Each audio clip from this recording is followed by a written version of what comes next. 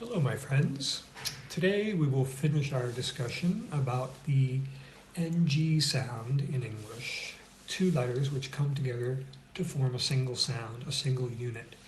And just like CH, it doesn't sound like the two individual letters combined. It sounds like a new sound, as you know from the previous videos. However, there are always exceptions in English. Although strictly speaking, this is not an exception, this is a different rule. There are certainly words in English where you see the N and the G next to each other, but they are not the NG combination. They just happen to be an N that happens to be followed by a G. So we look at how can we tell them apart? How do we know which words to pronounce like ing and which words to pronounce like ing when the NG appears in the middle of the word? So, first rule is that if what follows the G is simply a suffix like full or ly or other suffixes, you do not change the NG to two different letters. You keep the sound of the NG as a single unit. Wrong, NG, wrongful,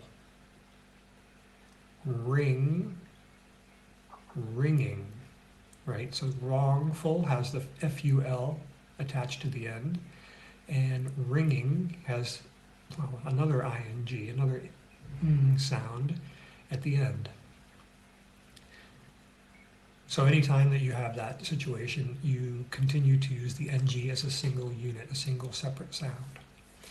Now suppose you have a word that can be divided into syllables, more than one syllable, and the division between the syllables happens to be between the N and the G.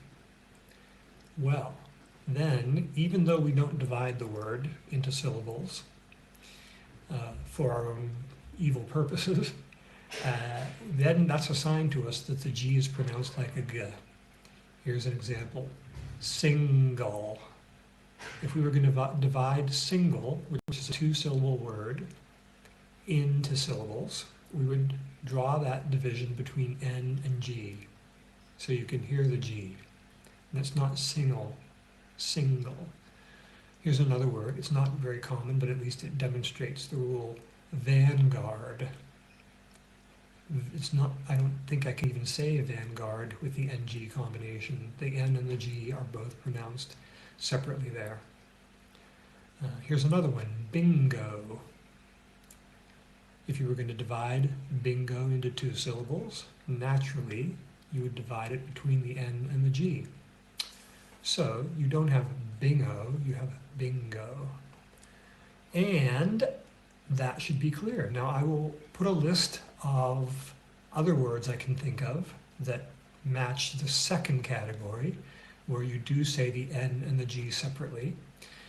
It won't be an exhaustive list, but if you think of other ones, or if you have any questions at all, please, as usual, put them in the comments. Meanwhile, as always, I hope that you have a spectacular week. Bye-bye.